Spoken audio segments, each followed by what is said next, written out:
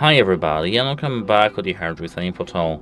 Today I'm going to show you how you can easily install and set up the application for your MARSHALL WILLEN II on your iPhone.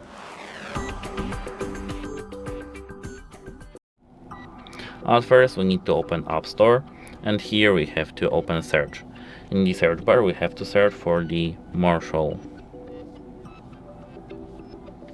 Here, MARSHALL, as you can see. The application is called MARSHALL Bluetooth. We have to tap on this application and tap this cloud icon here.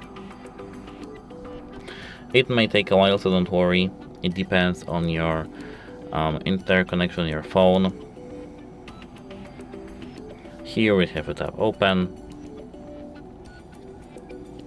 And here we have to tap allow. Here we have to agree and next. Here we have a tap skip in the top right corner, and here skip again.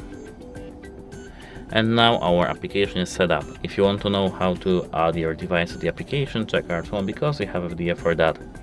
That's it, hope it helps you and goodbye.